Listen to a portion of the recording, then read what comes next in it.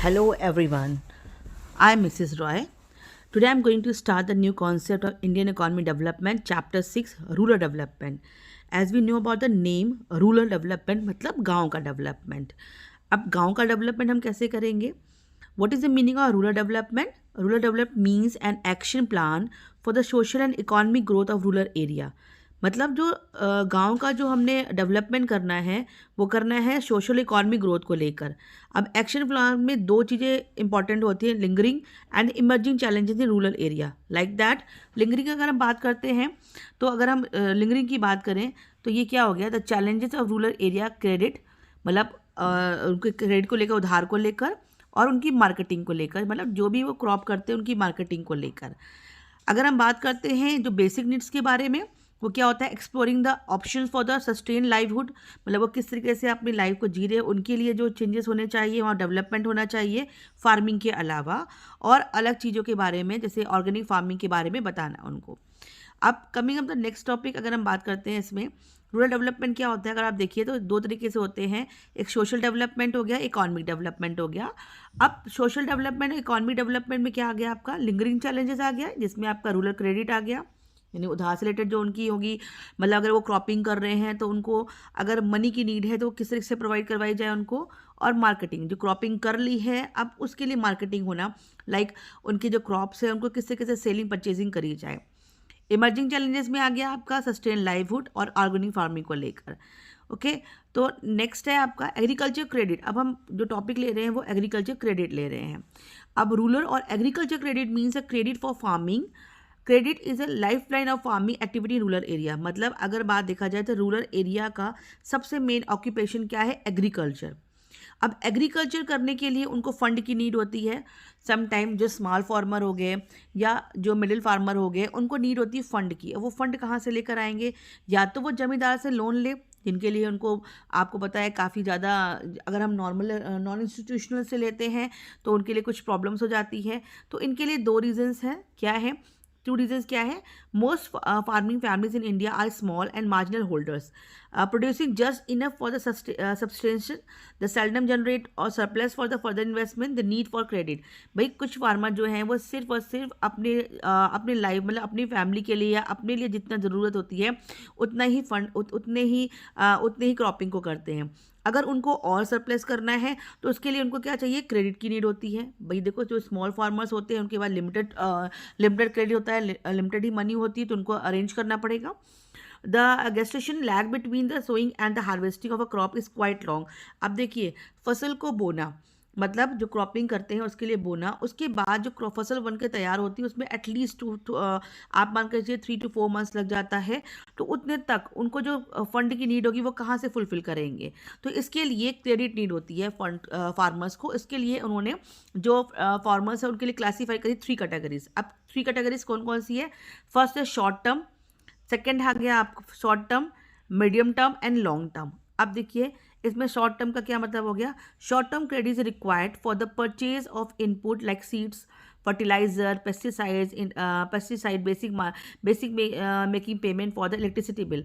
अब short term थोड़े time के लिए उनके लिए क्या चाहिए, जैसे उन्होंने अपने फार्मिंग स्टार्ट करी है उसके लिए उनको बीज बोने के लिए कुछ चाहिए, खाद के लिए चाहिए, मेडिसिन के लिए चाहिए, वो शॉर्ट टर्म क्रेडिट होता है. क्योंकि इनका जो लाइफ टाइम होता है 6 months to 12 months, मतलब in between the 6 to 12 months, मतलब लेस देन 1 years होता है.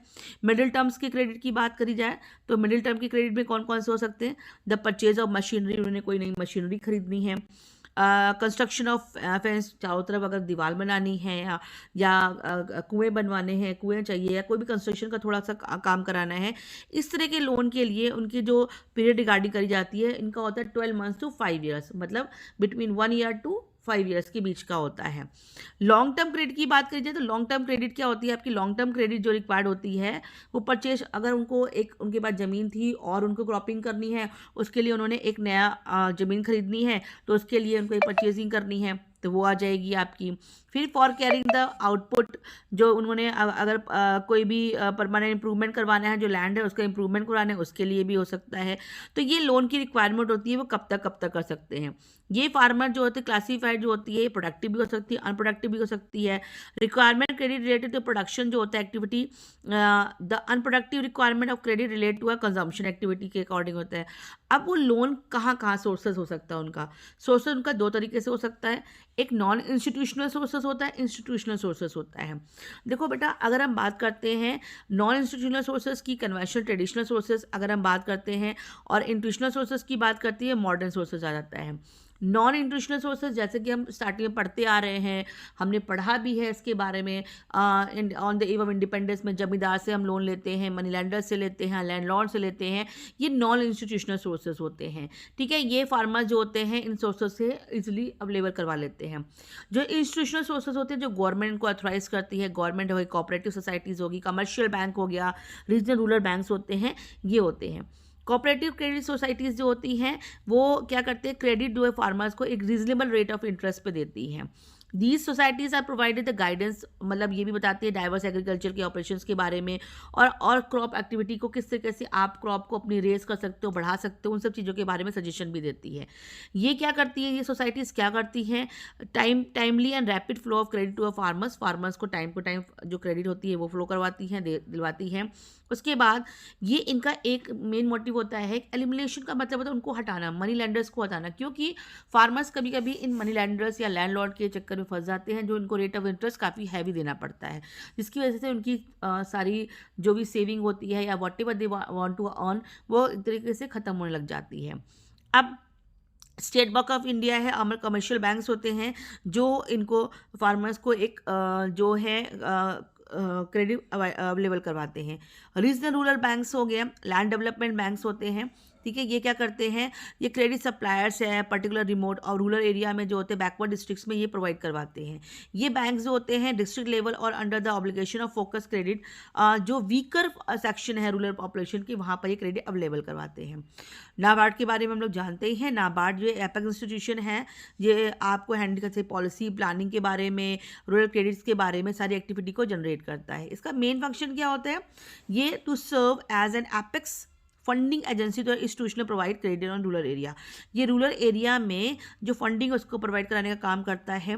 ठीक है, इसके रिलेटेड जो है जो क्रेडिट डिलीवरी सिस्टम्स हैं, फोकस करता है हम चीज़ों के बारे में और उनको समझता है और समझाता है। नेक्स्ट आता है मल्टी एजेंसी सिस्टम होती है। ये क्या है, जैसे कमर्शियल बैंक हो गया, रीजनल रूरल बैंक्स हो गए, कोऑपरेटिव क्रेडिट सोसाइटीज़ हो गया, लैंड डेवलपमेंट बैंक हो गया है। ये क्या करते हैं, जो मल्टी एजेंसी सिस्टम्स हैं ये प्रोवाइड कराती है, यानी कि ये सारी चीज़ें जो होती हैं, अगर देखा जाए तो रूरल बैंक एक क्रिटिकल इवोल्यूशंस है।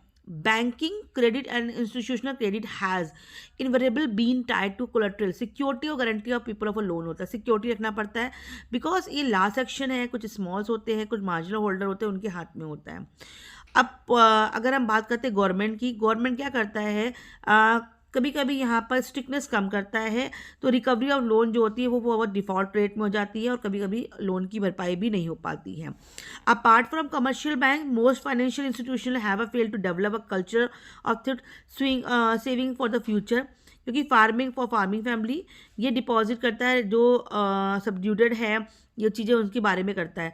अगर हम बात करते हैं क्रेडिट के लिए, बहुत सारी चीज़ें हैं बेनिफिट्स और रूरल सिस्टम को क्रेडिट को लेकर, नाबार्ड को लेकर।